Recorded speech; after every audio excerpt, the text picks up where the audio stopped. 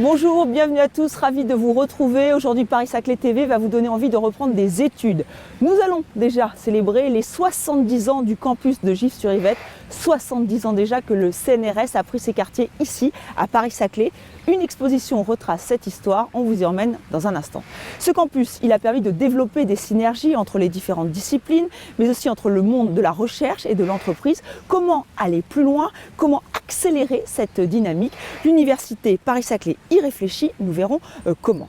Embrasser une carrière scientifique intégrée de hautes écoles, ce n'est pas toujours très évident pour certains jeunes. Les cordées de la réussite veulent lever les obstacles. L'université Paris-Saclay s'associe à ce dispositif avec des journées portes ouvertes. À suivre notre reportage.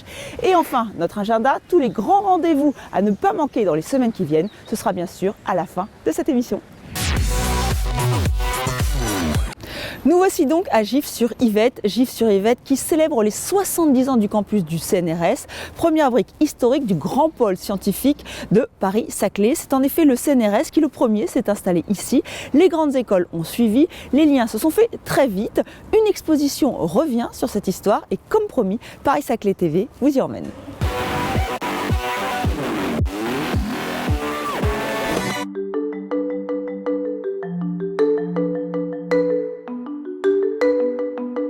Cette exposition, elle vise à revenir sur 70 ans d'histoire d'un campus scientifique, campus du CNRS de Gif-sur-Yvette, au travers des différentes activités qui ont été accomplies tout au long de cette décennie, de manière à rendre accessible un certain nombre d'éléments au grand public, à leur faire comprendre la vie scientifique, mais aussi humaine, technique, les échanges qui ont pu avoir lieu sur ces sites de recherche qui existent maintenant depuis la libération, depuis 1946. Le CNRS est un petit peu pionnier dans cette histoire, puisque c'est le premier établissement à s'installer en vallée de Chevreuse, mais très vite il est rejoint par d'autres établissements, notamment en premier lieu par le CEA, puis les universités, les grandes écoles, enfin toute l'histoire qu'on connaît. Ce qui est intéressant, c'est que c'est à la fois un mouvement qui s'est fait de manière peut-être un petit peu décousue d'un établissement à l'autre, mais très vite les liens se sont faits, et notamment des liens du point de vue humain, parce que la science, ça repose avant tout sur des femmes et des hommes, et ce sont eux qui créent la science, ce sont eux qui créent les liens entre les établissements. Et aujourd'hui encore. Il y a eu sur ce site un certain nombre d'événements marquants de tout point de vue, que ce soit scientifique, que ce soit humain, des visites de politique. Donc c'est vraiment un site qui a eu une vie foisonnante tout au long de cette période, que ce soit l'acquisition de 1946 qui implique des personnalités comme Frédéric Joliot-Curie ou d'autres, que ce soit les années 60 que j'ai eu l'occasion d'évoquer dans la conférence qui précédait, et puis l'élan qui a été donné à ce moment-là autour de la recherche, que ce soit les années les plus récentes et les découvertes qui ont été faites à Gif, aussi les progrès dans le domaine des médicaments ou dans d'autres domaines. Donc c'est vraiment une vie foisonnante qu'on aurait beaucoup de mal à résumer en très peu de temps, et qui méritait du coup la rédaction d'un ouvrage en parallèle de l'exposition et de tous les événements qui pouvaient avoir lieu pour ces 70 ans. L'objectif de l'ouvrage, c'était de revenir sur 70 ans d'histoire, mais c'est aussi un moyen de réfléchir à tout ce qui va se produire par la suite. Et en fait, c'est un coup d'œil dans le rétroviseur, l'ouvrage, l'exposition et d'autres éléments, un coup d'œil dans le rétro pour permettre de construire la suite de cette histoire qui, je l'espère, je le souhaite, je le pense même, sera aussi rayonnante que les pages précédentes.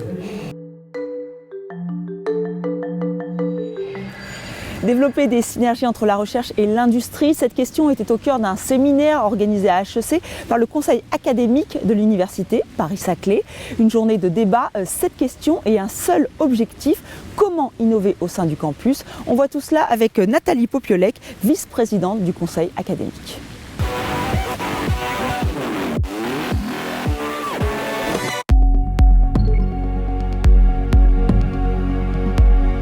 Le conseil académique de l'université Paris-Saclay a pris l'initiative de monter un séminaire pour exploiter les synergies qui peuvent exister sur le plateau de Saclay entre la science, la formation, la recherche d'une part et l'industrie de l'autre part. Donc la synergie, elle ne se fait pas toute seule, il faut une incitation au réseau et savoir quel type d'incitation on peut proposer pour que ça fonctionne et comment les acteurs eux-mêmes doivent s'organiser au jour le jour pour réaliser ces synergies et innover davantage sur le plateau de Saclay.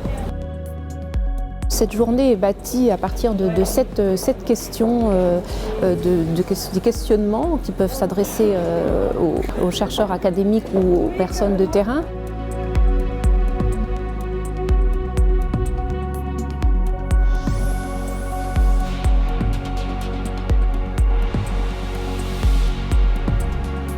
Sur le plateau de Saclay, il y a déjà un écosystème d'innovation qui a été créé avec des investissements publics, des aides publiques, notamment on peut citer la SAT, c'est une société d'aide au transfert technologique qui fait partie du réseau national des SAT et qui va aider des projets innovants à trouver leur place.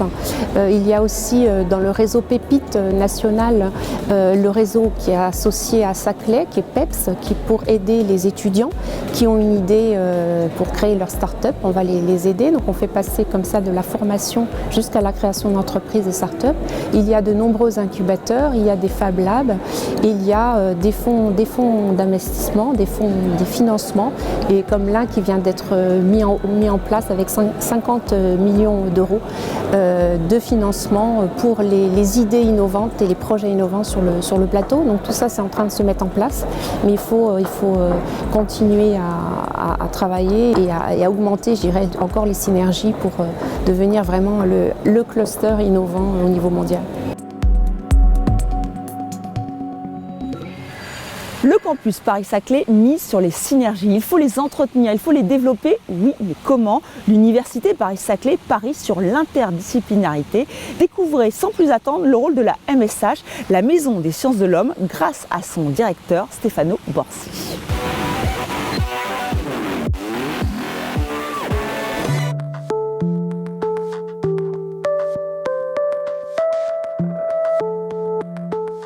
C'est une journée très importante pour la communauté SHS de l'Université Paris-Saclay, une communauté qui est nombreuse et qui a un potentiel de recherche absolument formidable.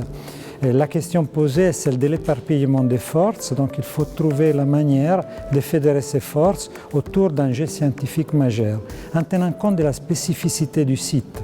L'Université Paris-Saclay, c'est une université de rang mondial, dans laquelle les SHS ont un rôle à jouer important. Elles peuvent profiter de l'environnement scientifique tout à fait exceptionnel. Pour cette raison, la Maison des sciences de l'homme, que j'ai l'honneur de diriger, a comme stratégie de porter l'interdisciplinarité non seulement entre les SHS, rôle historique pour les MSH tel qu'il a été défini par Fernand Braudel aux années 60, mais aussi l'interdisciplinarité avec les autres sciences. Et donc, cet MSH a une vocation particulière qui profite de la spécificité du site. Cette spécificité vient aussi du fait que les industriels sont très présents. Alors, il est très important pour notre MSH aussi de penser les interactions avec le monde industriel et penser aussi à la valorisation des recherches SHS. On n'est pas là pour jouer le rôle des sciences comme caution des autres sciences humaines et sociales comme caution des autres sciences, mais on peut participer à une réflexion en amont qui est sur des questions SHS avant d'orienter les recherches dans les autres sciences et les applications technologiques.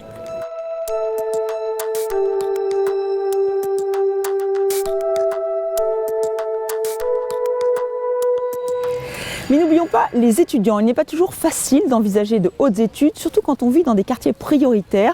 Les cordées de la réussite veulent ouvrir des portes et proposent à ces jeunes des tuteurs.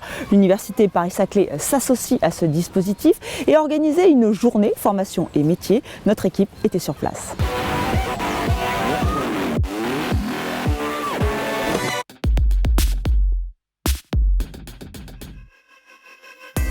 Nous sommes heureux de vous accueillir à l'Université d'Evry.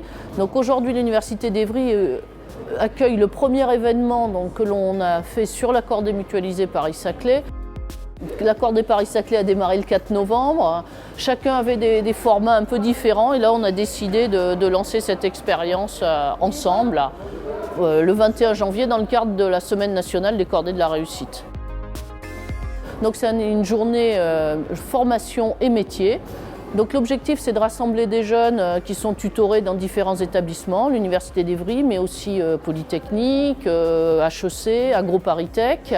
Et ils vont pouvoir soit assister à des conférences qui vont présenter l'IUT, l'université, les écoles d'ingénieurs, de commerce, ou alors rencontrer des professionnels qui vont leur parler de leur métier.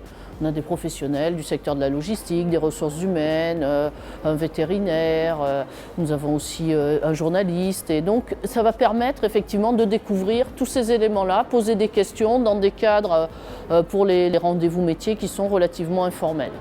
Et puis ce qui me paraît important, c'est aussi que c'est un événement mutualisé qui vient se rajouter à ce que chacun fait comme événement, comme action qu'il propose dans le cadre de sa cordée particulière. Et là, l'idée, c'est de créer petit à petit un certain nombre d'événements où toutes les écoles et établissements vont pouvoir participer ensemble. Et donc, je trouve ça très riche pour les élèves de voir qu'il y a des gens de partout qui sont là pour leur permettre de les aider dans leur orientation. Le dispositif de Cordée de la réussite, c'est un dispositif national qui a pour objectif de favoriser l'accès à l'enseignement supérieur des jeunes issus de milieux modestes et quartiers prioritaires, c'est-à-dire politiques de la ville. Et en fait, il s'agit de tutorat étudiant vers des collégiens et des lycéens de ces quartiers prioritaires sous forme d'ateliers d'ouverture culturelle et scientifique, de méthodologie de travail, sur l'orientation et les métiers, etc. Un des objectifs, c'est justement de faciliter le suivi de ces jeunes, puisque l'intérêt quand même, c'est de voir sur un an de tutorat comment ils vont évoluer et si vraiment il va y avoir un accès aux études supérieures. Et du coup, on verra dans un an. Donc, on espère vous revoir dans un an pour vous raconter l'évolution de ce projet. Et il faut savoir quand même que le lancement s'est fait avec la secrétaire d'État à la ville, qui est Madame Geoffroy, et qui donc soutient ce projet de manière vraiment importante.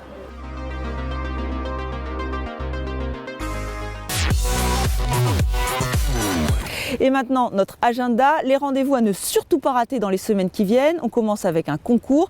Il faut trouver une signature au cluster Paris-Saclay.